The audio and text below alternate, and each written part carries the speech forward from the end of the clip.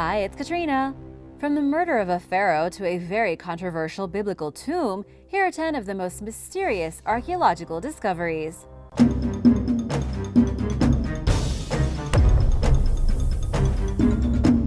Number 10. Lost Egyptian Pharaohs. In 2014, archaeologists discovered the tombs of 4 mysterious Egyptian pharaohs representing a previously unknown dynasty near the ancient cemetery of Abydos, located roughly 300 miles south of Cairo. Wall inscriptions identified one of the deceased as Woseribre Senebkay, king of Upper and Lower Egypt. He lived sometime between 1650 and 1550 BC and suffered a brutal death at the hands of axe-wielding assailants who administered 18 blows to his neck, back, and legs. A skeletal analysis helped researchers theorize that Senebkay was likely attacked while on horseback, causing him to fall to the ground. The killers stabbed and slashed the pharaoh with such force their axes penetrated his bone. In the words of archaeologist Joseph Wegner, who spoke with National Geographic about the findings, someone really wanted him dead. He believes that Senebkay died in an ambush or in battle, although it's possible that he was murdered by political rivals. He was between the ages of 35 and 40 and stood somewhere between 5'7" and 6 feet tall, making him unusually tall for his time. During Egypt's second intermediate period, when Senebkay lived and died, the culture experienced reduced material wealth and political fragmentation, with societies to the north and south of the Nile being divided into rival kingdoms. Experts failed to identify the other 3 pharaohs buried near him, but believe they were from the same time period. The lost kings are waiting to be reunited with their names. These tombs represent the first material proof of the mysterious Abydos dynasty, and archaeologists believe there are many more discoveries waiting to be made. Number 9. Unknown Woman of the Seine. Did you know that CPR dummies are modeled after a real person? The standard face used on CPR dummies since the 1960s, known as Resusci Anne, is nicknamed the most kissed face in the world. But the inspiration behind these features is kind of shocking. During the 1880s, the body of a girl no more than 16 years old was pulled from the River Seine in Paris.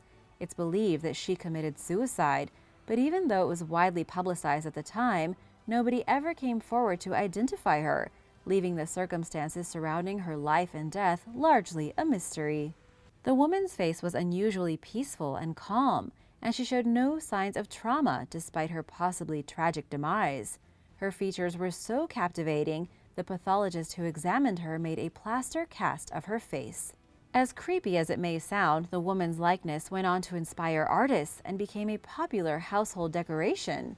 Despite how iconic she became, her identity was never determined, and her death mask was catalogued in 1926 as the Unknown Woman of the Seine. It is worth considering that the woman's body was found at a time when sex workers were turning up dead fairly often in the River Seine, offering a possible clue to her past. But police reportedly shied away from associating her death with foul play, making it entirely possible that the face we've all come to know in safety training courses the world over once belonged to a prostitute who was perhaps tragically murdered. Unfortunately, we will probably never know. Number 8. Medieval Chapel. While investigating a church in Malta, archaeologists removed some floor tiles and found the remains of an even older structure beneath it. Dating back to the 17th century, the Church Our Lady of Mercy is located in the village of Crendi, but what's underneath it? Believed to be a chapel, experts estimate that it dates back to sometime before 1500, during the late medieval period. It's smaller than the Baroque church that sits above it, having gone unnoticed until now. Beneath the medieval chapel, the team found additional archaeological remnants, suggesting the possible presence of a third structure, and that the site's use predates medieval times. It looks like humans have built and rebuilt over this specific spot for thousands of years. The historically rich region is also home to the Neolithic temples of Hajar-Im and Manasdra, which are situated along the coastline about a half-mile away from the church. Dating back to the 4th millennium BC, they represent some of the world's oldest known sacred sites. This place is quite special. While it's clear that humans have a long-standing presence in Malta, the next step is to keep on looking underground to see how many layers of history they can find. Number 7. Viking Ship Burials. Located off Denmark's eastern coast, The small island of Jarno is home to a Viking ship burial site called Kalvestene. Until recently, archaeologists only knew of 10 burials, but a newly conducted survey has uncovered 2 more, bringing the total number to 12. The origins of Kalvestene are still a mystery, but the burial site is made of monuments that, according to legend, are meant to commemorate a king. Now, thanks to some drawings and a map left behind by an Enlightenment antiquarian known as Old Worm, I'm sure that was his nickname, researchers are on the lookout for more burials. This 17th century map identified 20 ship burials at the site, so researchers compared the map to the site and used modern technology to try to find some more. Interestingly, the burials are unusual compared to other Danish sites from the same time period, and more closely resemble Viking burial sites in southern Sweden, calling into question the possible connections between the 2 regions.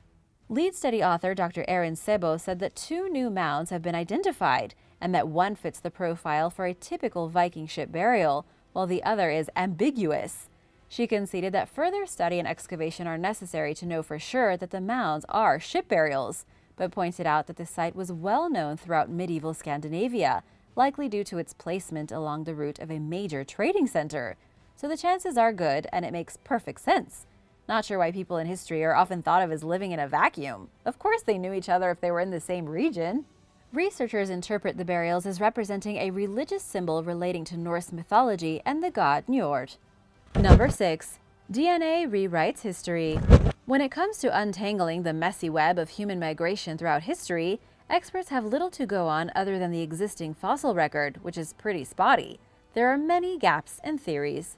A recent DNA analysis of a skull belonging to a woman who lived in what is now Romania around 35,000 years ago is upending researchers' understanding of our ancestors' movement after the first humans left Africa roughly 80,000 years ago. DNA evidence from people who lived in Europe and Asia during the last glacial maximum between 24,000 and 19,000 years ago shows low genetic diversity compared to ancient African skeletons. Scientists expected to see similar results when they tested the 35,000-year-old skull from Romania. But the woman, nicknamed Peștera Murerii I, showed a much higher level of genetic diversity than the genomes of later European fossils. Study author Matthias Jacobsen explained that her DNA more closely resembled modern Europeans than people who lived there 5,000 years earlier, but that she was also clearly not a direct ancestor of those living there today. Instead, Peștera is a predecessor of the hunter-gatherers who inhabited Europe until the end of the last ice age. She also has less Neanderthal DNA than researchers expect to find based on the shape of her skull, and about half as much as people who lived 5,000 years before her time. The findings indicate that the greatest loss of genetic diversity among people who migrated out of Africa occurred during the last ice age, and that until then, our ancestors maintained their genetic diversity for the most part. Discoveries like this also challenge the commonly accepted belief that humans left Africa in a bottleneck, and that they perhaps departed in waves rather than all at once. But because DNA evidence dating this far back is lacking, there are still missing pieces of the puzzle waiting to be identified. Number 5. Talpiyat Tomb. In 1980, archaeologists in Jerusalem's East Talpiyat neighborhood discovered a rock-cut tomb dating back to sometime between 538 BC and 70 AD during the Second Temple period. By all appearances, the burial belonged to a wealthy first-century Jewish family. But in a 2007 press conference, filmmakers James Cameron and Simcha Jacobovici announced that the tomb contained an ossuary bearing the inscription, "Jesus, son of Joseph." Biblical archaeology was in the news once again. They made a show called The Lost Tomb of Jesus that aired on the Discovery Channel. The rock-cut tomb contains niches for ossuaries, or boxes with the bones of dead people. The pair claimed that the burial tomb contained the remains of Jesus' mother Mary, as well as Mary Magdalene and Judah. Things took an even more bizarre turn when the filmmakers further suggested that the inscription on one of the tomb's ossuaries identifies Judah as Jesus' son. Christians and scholars alike immediately refuted these bold claims, pointing out that Jesus and his family were poor, which conflicts with the seemingly wealthy burial. Additionally, the family was from Galilee and would therefore not be laid to rest in Jerusalem. Scholars argued that the ossuary lacks terminology such as Master or Messiah, which would have been customary if the tomb truly belonged to Jesus. DNA tests performed on the bones from 2 of the ossuaries determined that the individuals were not related, but offered no clues as to who they were. While the academic community at large denies that the tomb belonged to Jesus, the identities of its occupants remains open to speculation. Number 4. White Monument.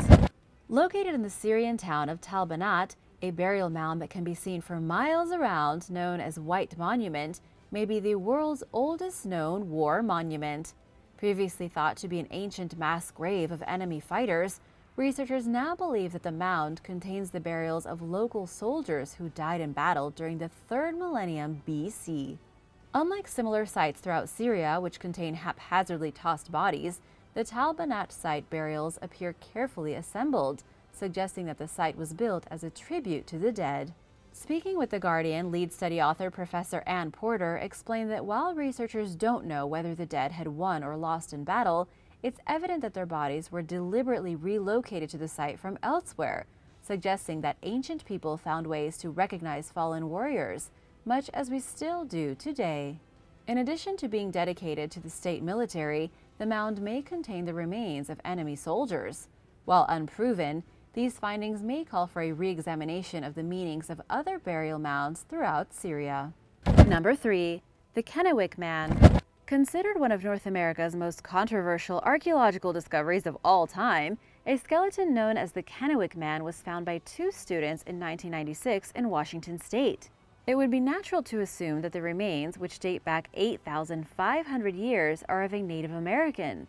Consequently, the local indigenous community claimed rights to the skeleton based on shared ancestry. Scientists challenged this assertion, arguing that the individual more closely resembled Japanese, Ainu, and Polynesian populations. If this were true, it would wildly challenge our long-held assumptions about who arrived in America first and where they came from. The researchers won the case in court and were permitted to continue studying the Kennewick Man in hopes of determining his ethnicity. A 2015 study analyzing his genome confirmed that the Kennewick Man's DNA more closely identifies with Native American populations than any other group worldwide. Situations like this are unfortunately all too common, according to Smithsonian Magazine's Douglas Preston, who explained in 2014 that Native American graves and archaeological sites have been wrongfully looted throughout history. Simply put, while the Kennewick Man was not deliberately stolen from an indigenous site, there is something to be said for how his ethnicity remained in question for so many years. But this mystery has finally been put to rest. Number 2. Ancient Gold Artifact. Around 3,800 years ago, a 20-year-old woman died and was laid to rest in a fetal position in what is now Tübingen, Germany. She was buried with just one grave good, a golden spiral that she may have used as a hair accessory. The gold's chemical composition indicates that it may have been sourced from Cornwall, England, according to researchers. Not only are gold finds rare in southwestern Germany, the object constitutes the oldest known gold artifact ever discovered in the region. In a statement, the team who examined the spiral said that it serves as evidence that Western cultural groups, such as from Britain and France, gained increasing influence over Central Europe in the first half of the 2nd millennium BC. The deceased woman's remains show no signs of illness or injury, leaving her cause of death a mystery.